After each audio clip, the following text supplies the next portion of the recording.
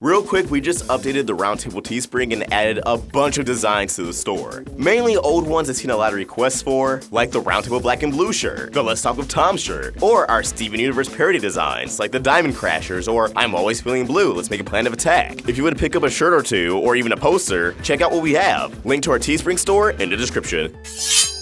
Welcome back to Crystal Clear on the Roundtable. I'm AwestruckVox, and I've been thinking. I've seen a lot of speculations on the next few episodes of Steven Universe, and I've even given my own. Yet something I haven't really seen, which doesn't mean it's out there, I just haven't seen it, is a justified explanation for White Diamond sending Steven, under the impression he's Pink Diamond, to what appears to be her former room on Homeworld. Yes, there's been a lot of talk of playtime's over, and White Diamond likely being an overall control freak, asserting her dominance over the other three diamonds, especially Pink Diamond, and I'm not just talking about her T-pose. While White was definitely talking down to Steven, I believe sending Steven to this room has more to it than just playing the role of an evil stepmother. It does seem weird that White Diamond sent her pearl for Steven, only to have a quick little chat then send them away. And I think it ties into something Steven, the crystal gems, and evidently not even Yellow and Blue Diamond accounted for. And that's a sheer fact that in the eyes of Homeworld, Pink Diamond just returned after 5,000 years. Everyone was focused on pleading to White Diamond in an attempt to cure corruption, when they should have considered the bigger picture. Solving corruption is just one piece of this huge puzzle. It's possible White sent Steven to this room just so she can figure out what to do next. Let me put it into perspective. The Gem War efficiently caused Homeworld to go into a new era.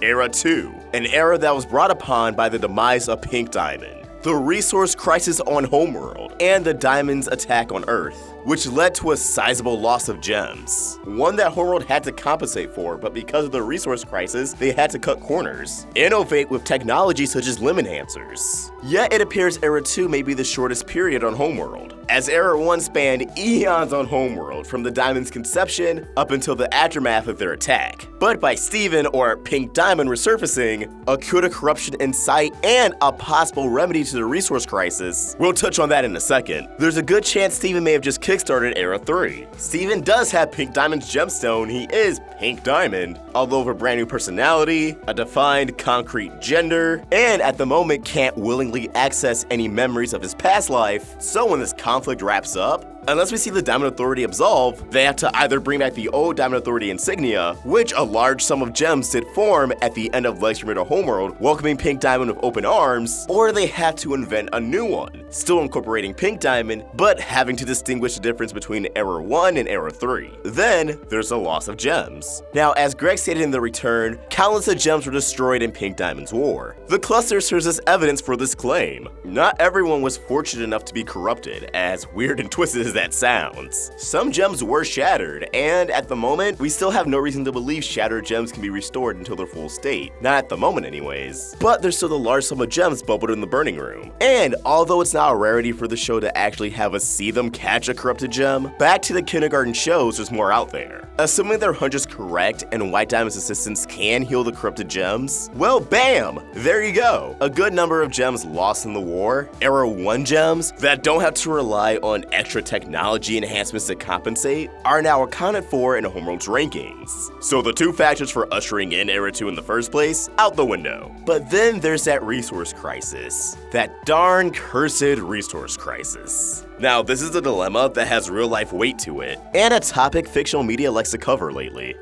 Do I even have to say it? You know what movie I'm talking about. 70-something characters, big bad purple guy, there was no other way. A huge reason resources are dwindling on Homeworld likely has to do with the fact Homeworld has only been doing things one way since their conception. But I think the Crewniverse brilliantly planted the seeds for a solution all the way back in Season 2, before the resource crisis was brought to our attention in Too Short to Ride in Season 3. If you recall Peridot and Yellow Diamond's conversation, Peridot going into this huge moment seemed to have a fallback plan in the scenario she didn't write out the crystal gems. One that we would have saw come to fruition if Yellow Diamond's patience wasn't running thin. While she didn't go into the details, Peridot seemed to believe that Earth, organic life, and its resources can be harnessed in a way that can benefit Homeworld without actually killing off the planet. Because whereas Homeworld sucks the life out of everything, Earth creates life. And it's humans, and it's animals, and it's plants. I mean, once the diamonds learn what farmers are, they're going to have a field day. Which, oddly enough, Peridot and Lapis learned how to farm and gem harvest. I wonder if that'll come back into play. Not to mention, Steven, Pink Diamond, Rose Quartz, their abilities were tied to the power of life. Whether it was creating life, healing life. A huge reason for Homeworld's resource crisis may have been the absence of Pink Diamond.